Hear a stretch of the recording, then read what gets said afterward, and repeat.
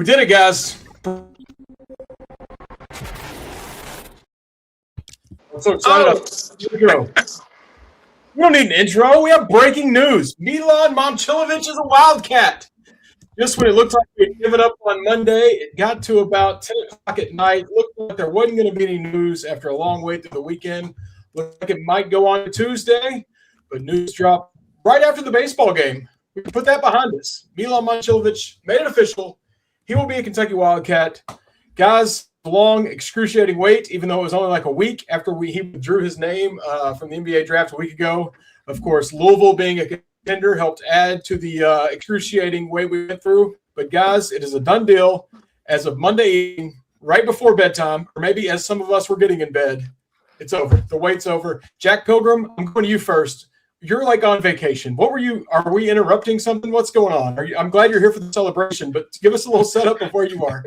It's got the beach chair and everything. This is the life, baby. In fact, I had just gotten up from crab hunting on the beach. So I got pissed off from how the baseball game ended. So I went down with my 2-year-old and the rest of our family went and hunted crabs. It was awesome. We had a blast. And as I was walking up to the room to get cleaned off and everything, boom, it finally came.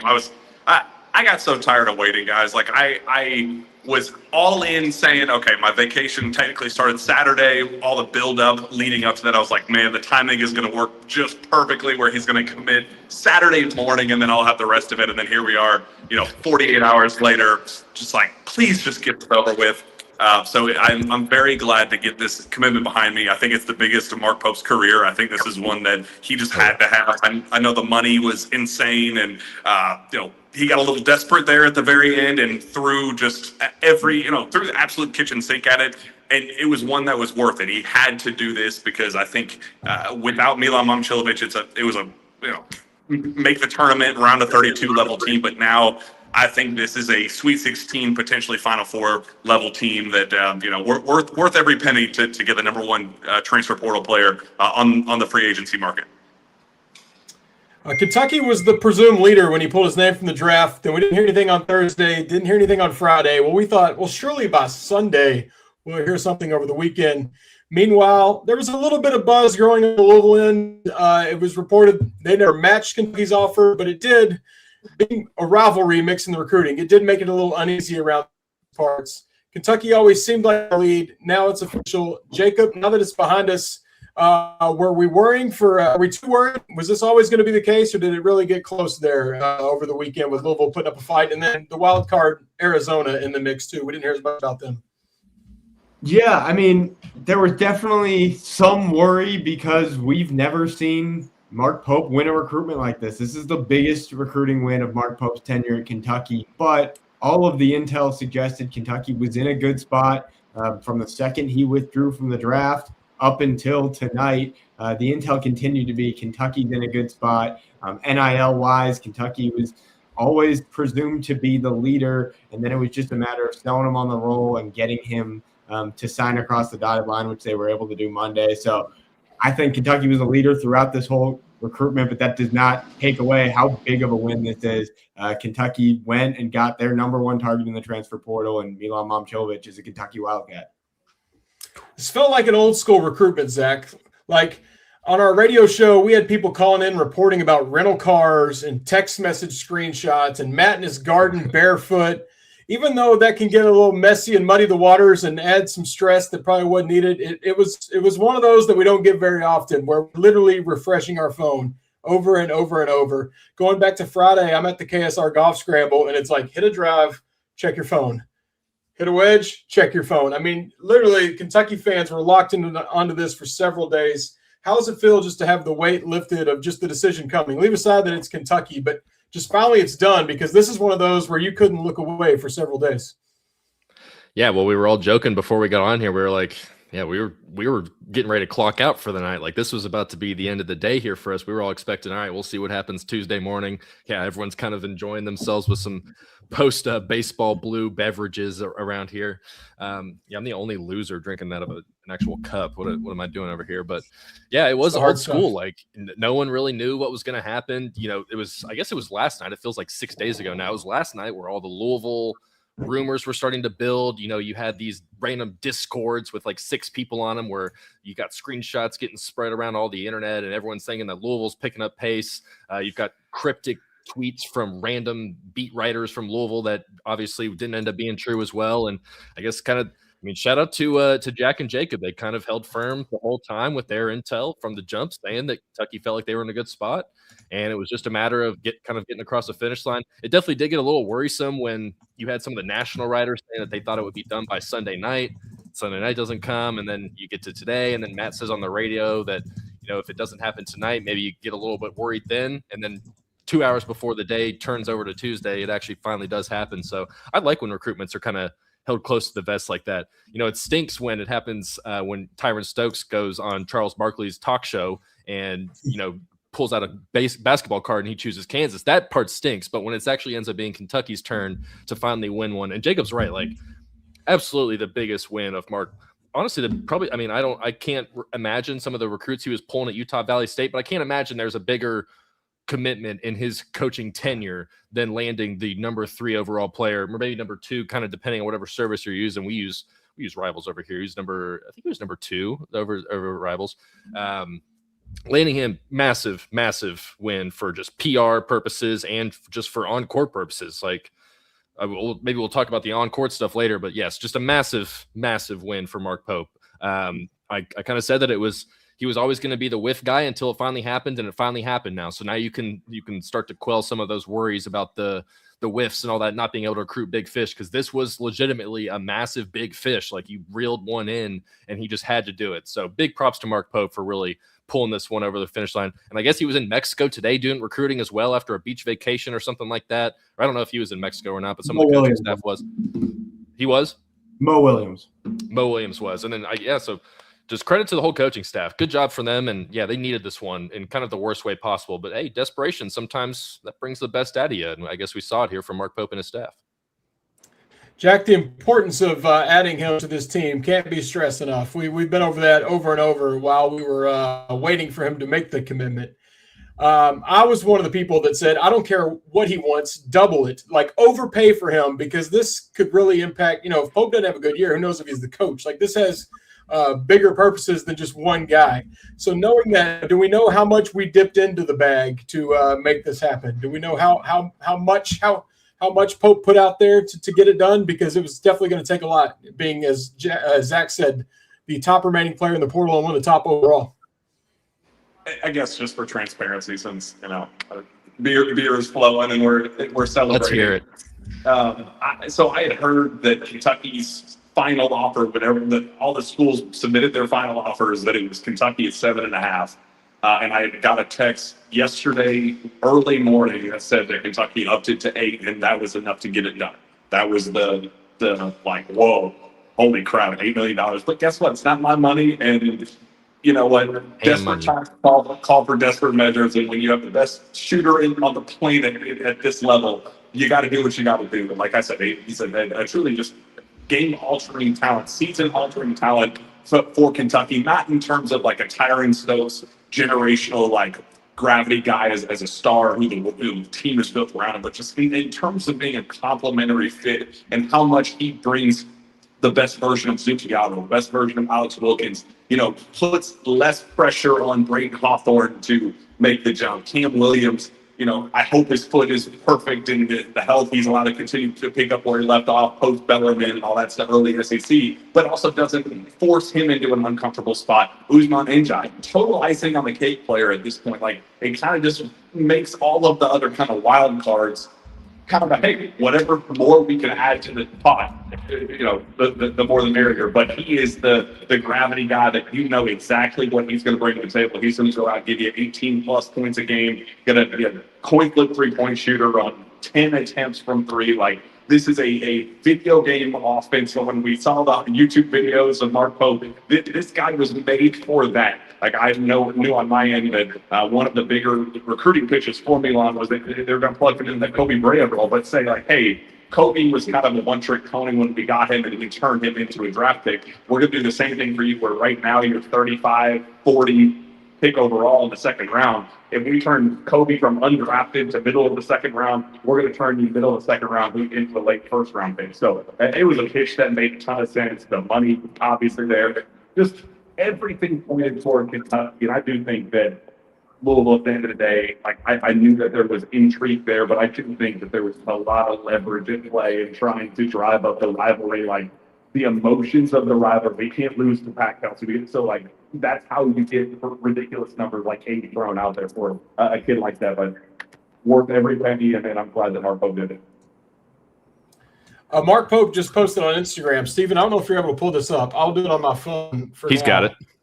Oh, we got it ready? Let's break this down. There's a couple, I guess, that are that's going actually around. not the view we wanted. But, if he wants to show that off right now, he earned it. I guess maybe there was some criticism of Pope being at the beach recently, which he was at SEC Media Days, by the way. Anyone that was chiming on that, let the man enjoy his time at SEC Media Days. But looks like as of 6 minutes ago, we're going with the little – surely that's not the whole photo. That's the whole photo of that one. There's one that he posted on his Instagram. Go to Mark Pope, on Pope's Instagram where he's on the phone. We don't need to see his crotch and his drink. I mean, sure, show it off. Yeah, what do we think this he's is a lot of sipping pride. Yeah, that's not the one I'm looking at. Anyway, while we pull that up, Zach, obviously money was a big issue. Kentucky had the biggest offer. Yeah, there you are. It's like he knew I was going to you. But we know him. We know Momcilovic, best three-point shooter in the country a year ago, 49%, as Jack said, right at a coin flip. Leave the money out of it. How much do you think Pope's system reeled him in? And then how much do you think bringing him in will get Pope back to the system he wants to run? Because we were all a little worried that he wasn't going to have the shooting until he added Milan. There we go. There it is. There's the frontal. pick. Look at that guy. Frontal. He's listening to Mini Men by 50 Cent right there. I like Go his off, little Mark Pope. cornucopia of fruit over there that he's got going on. What do we think he's sipping on? What's the beverage? I don't know. Or I don't know why he has cards either. No Probably guesses. playing. Yeah, I don't know. Probably not what we Is there have. a message there? What cards does he have? What is a king and a jack? Does that get you anything? Jack Pilgrim. Maybe it's a shot at Jack Pilgrim. Could easily be, What was your question, Jack? Or Drew? Yeah, on-court stuff. Money's obviously a big issue with any player these days, and Kentucky had the biggest offer. I'm sure that really played a role. But how much does, how Pope wants to run his offense, the 33s a game, how much do you think that played in a factor with Milan? And then going the other way, how much him coming to Kentucky can help Pope run what he wants to? Because we're a little worried about how the roster looked before he committed tonight. Yeah, I mean, honestly, Jack and Jacob could probably recite what I'm about to say at this point because I feel like we've done this sort of on-court impact with Milan and what 6 sources say or rapid reactions at this point. But yeah, I mean, he is kind of your ideal fit for Mark Pope's offense. He's a big wing who can shoot the hell out of the ball. Like he's going to be able to really help Alex Wilkins and Zoom Diallo kind of ease a little bit of pressure off them. Like if they kind of get stuck a little bit, he's going to be kind of a safety valve on the outside. Milan can score from all 3 levels. Like he's good at getting to the rim. He's got a nice mid range. He's obviously an amazing 3-point shooter. So he fits really well in a system. I think you're going to be able to see Mark Pope gonna get to that offensive system that he wants, where it is let's shoot as many threes as possible. Like 7.53 attempts from 3 last year. I wouldn't be shocked if that number goes up for Milan in 26-27. Mark Pope's going to give him the ultimate green light, say go out there and take 10 a game. If your numbers even dip down to 40%, we will be ecstatic. If you shoot 40% on 10 3-pointers a game, could you imagine what that would look like? I mean, I'm already imagining the Rupp Arena pops off stuff like that. So, and I think being able to have, I don't remember who it was. Maybe was it Jack you that had the transition and the pull-ups, all his 3-pointers. I know his transition threes. He's what was 48% or something ridiculous. He's also really good at just being able to move the offense quickly and get Kentucky into positions where they want to score and where Mark Pope wants them to score. He told Daryl Bird down in Florida last week that he wanted to shoot 35 3-pointers this year. Well, Milan Momcilovic can get you a third of the way there just by himself. So I think that from all that outside shooting perspective, it's a very ideal fit for Mark Pope, and he can probably get to this might be the first time in his 3 years here that he'll be able to actually maybe run an offense that's more tailored to what he actually envisioned when he came here. Obviously last year was not that. The first year was pretty close to it, but didn't shoot as many threes as he wanted. We'll see how that actually all translates because there still are kind of some non-shooters on the roster. We'll see how it all works out, but if a couple of guys can take some leaps, like you can see the vision of Milan fitting in Kentucky's and Mark Pope's offense and how they can, I mean, just score the hell out of the ball. Like this is going to be an offensively fun team to watch next season with Milan on board. So yes, it should be more what Mark Pope, I think, is actually looking for. When he took the job, I think he's going to have an offense that's more tailored for his play style. So we'll see if that actually pays or if that actually translates, but I think that's kind of what the thought process is there. Can we see that picture again? I went to Twitter. On Twitter, it's playing 50 Cent with it. It's got a little more to it, but I want to break down the picture one more time. The full one, not the cropped one. Not the crotch Not shot. the crotch shot. I mean, Yeah, I mean, if he wants to, he earned it. But so our lower third, is what we call that? I don't know. I'm not in the biz. It's covering it up, but it looks like an insane amount. Is that there we go. Really? Is that AI? Does he have that much fruit on the beach? That is an insane amount of fruit to have on the beach. That is impressive. Yeah, I And don't it's looking understand. like I we mean, got- the cards have to mean something, right? Is there some messaging with the fruit? The fruit. Are we But looking Jack too much King, I into mean, this? it's not a blackjack. He's holding 20. I don't know. Is that real? It kind of looks like AI. Am I just the old person that thinks everything's AI? There's no reason to have that much fruit at the beach unless you're celebrating Momcilovic. What do we think he's drinking as well? That's what I was asking. Yeah, like is that just a? I mean, I can't. Apple juice with. It's not wine, right? Like, or it looks almost like a sangria situation, but I don't know if that's his I flavor. think wine likely. Also, when I go to the beach, I face the ocean. But you know what? He's locked in. He doesn't want to be distracted. He's on the phone recruiting. He doesn't need to see the water. He's there on business. But I like the flex. It's been a rough few months for he's Mark earned Pope, even though the Q&A videos he does with fans are fun. I'm glad he's having his moment tonight because what a huge get with Momcilovic. Jacob, this is likely the final piece of Kentucky's roster. What do we think it does for Kentucky in the ranking? We're at a time right now in the summer where every website on the internet is putting out their way too early top 25s, and Kentucky hasn't really been involved in any of them. Some they've even had them barely in the top 50, mostly in the 30 to 40 range. What do you think Milan joining the team does for Kentucky's preseason spot at this point on June 1st? I mean, I think they're now a lock to be a top 25 team, obviously. I'd probably put them in the top 15 with maybe the chance to be a top 10 team. It seems like the top 5 is pretty locked in. So I'd put them probably in that 10 to 15 range right now. But this is a huge win because we talk about the money, we talk about the NIL, but like there's not many guys left out there. This was like true back against the wall. Like you got to land this guy or you're not going to have that big fish. So I'm just super impressed with this landing because there's nobody else that improves the ceiling of this team and improves the floor.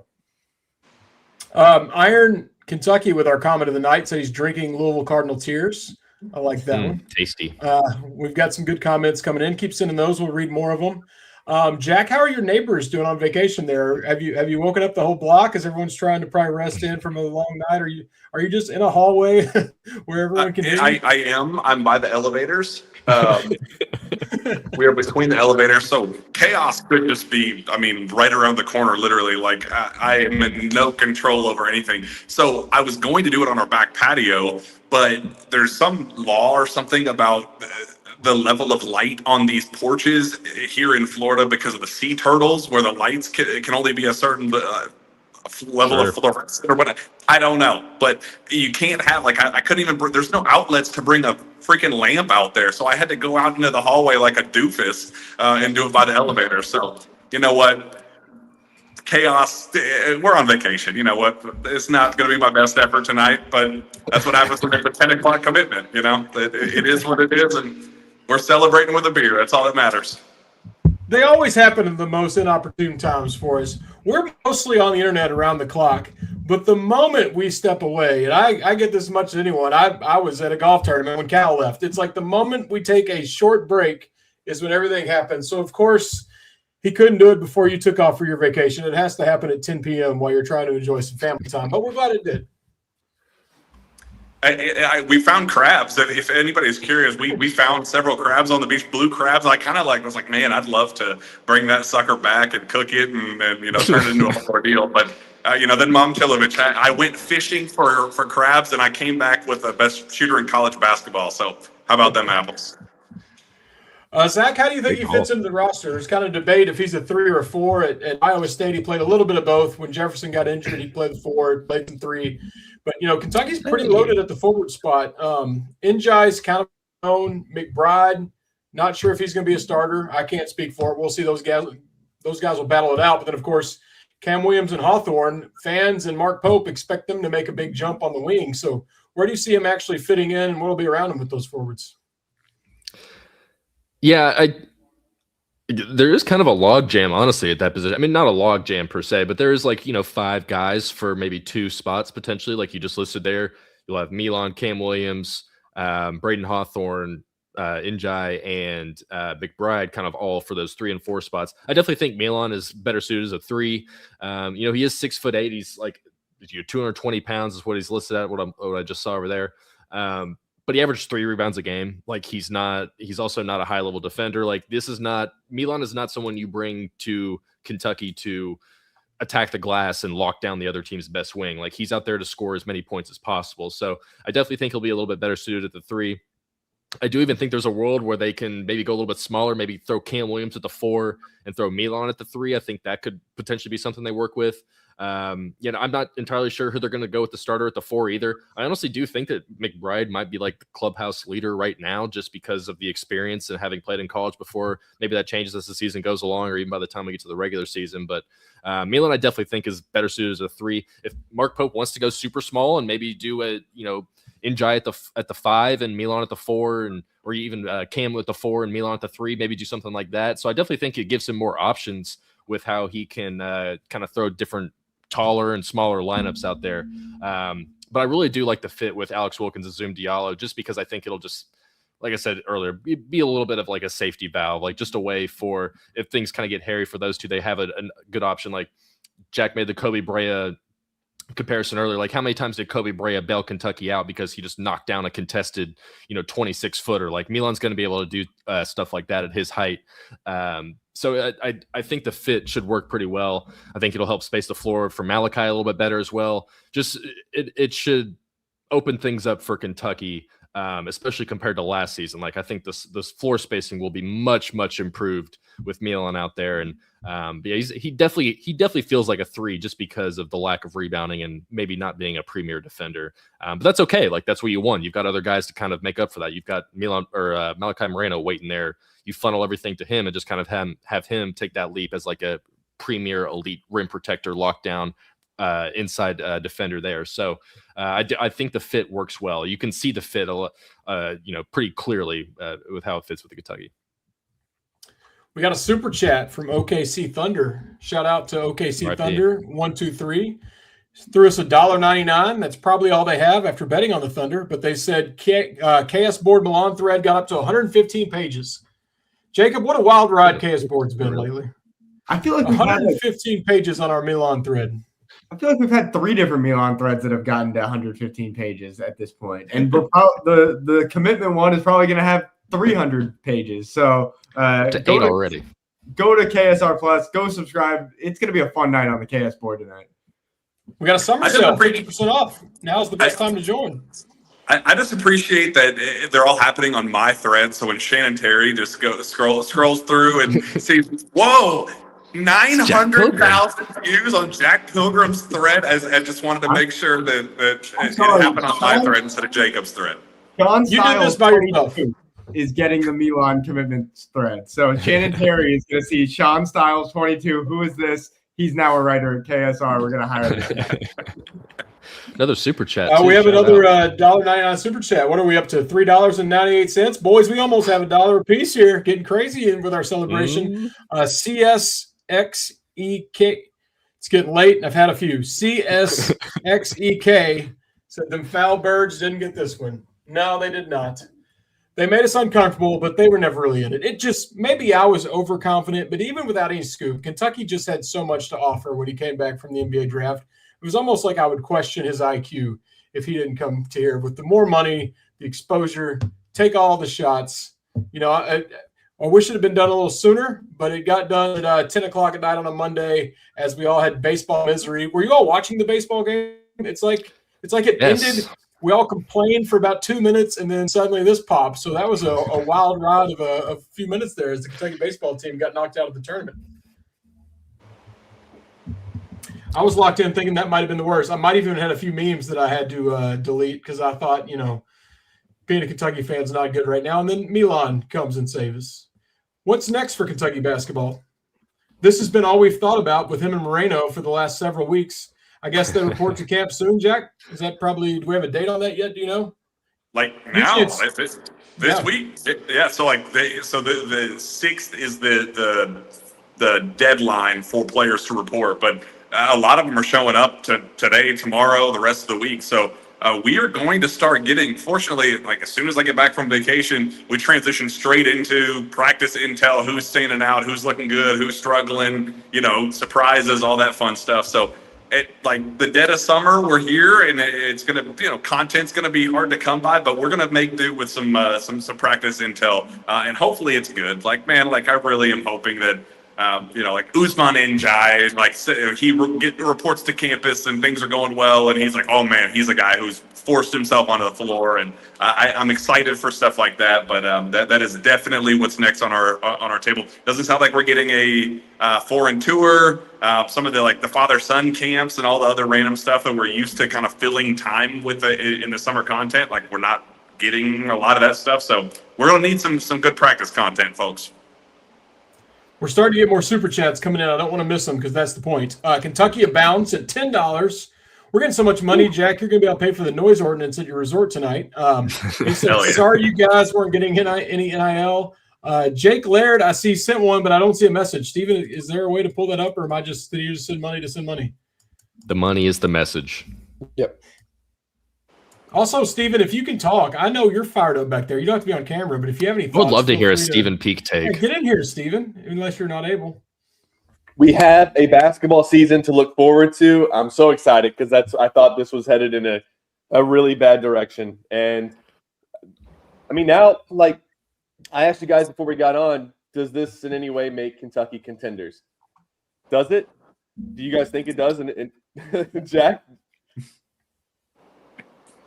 I'm joking because I said no. Let's not get carried away. Like inside joke for but it puts them in position to be in position to make a run. Like I don't think that the team as previously constructed without Milan Momcilovic was capable of making a run. Like I think that would have been one where kind of how we viewed this past season, where you win a round of 64 game and you go woohoo, and then you get knocked out in the round of 32 and you go, yeah, that adds up because that's all the team was good for. It felt in real time. So this at least puts you in position where the floor is then Sweet 16. Like this team needs to be able to make it to the second weekend, and then they can play their way into a run with depending on how the matchups and all that stuff. Like I'm not going to say that this is a group that's like shoe in to go to the Final Four, and that Milan was the difference in you winning hanging banner number 9. I'm sure Mark Pope, that will be the messaging of the offseason, and it's going to hopefully we don't get the same Ferrari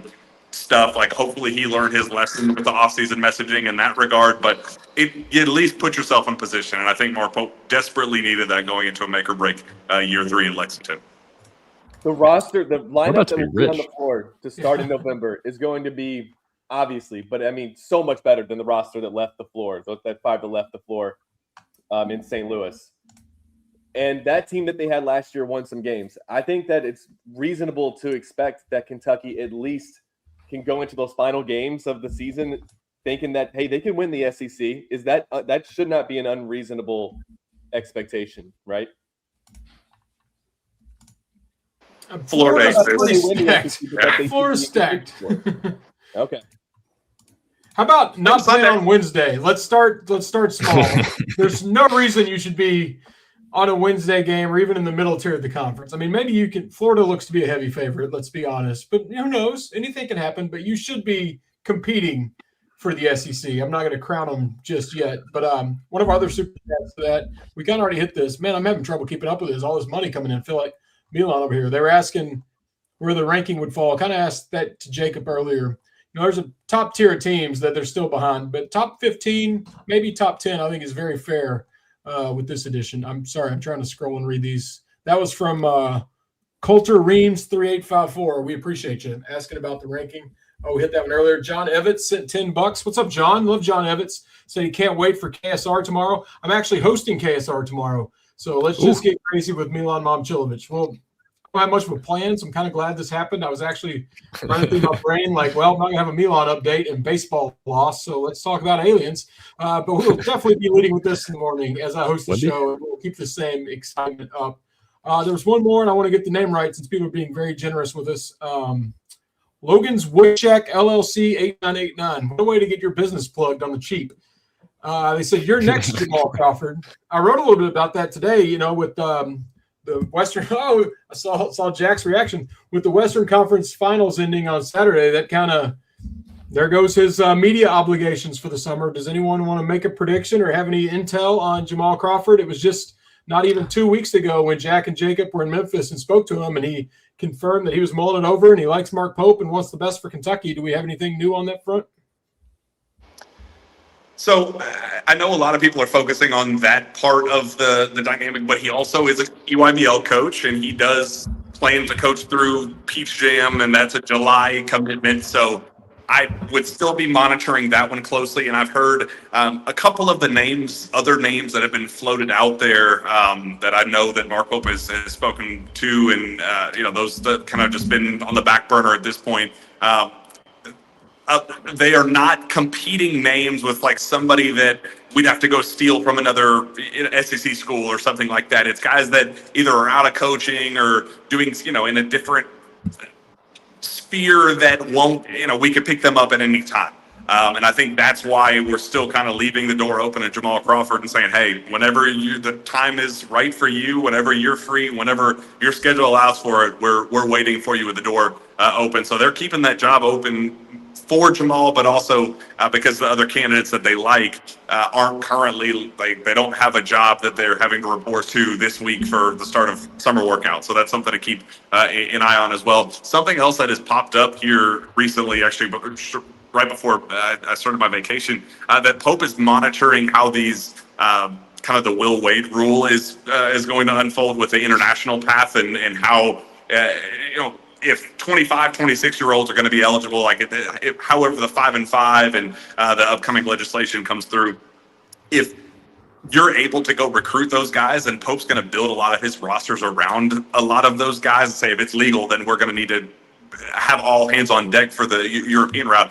And he would pursue somebody with more international experience, is something that I've heard, that he doesn't have a specific guy in mind yet, but said if that's something on his radar, and if it's going to be the wild west for international recruiting, he needs somebody who can fly over there and be all hands on deck with the Euro route. So those are a couple little small nuggets that I'd keep an eye on.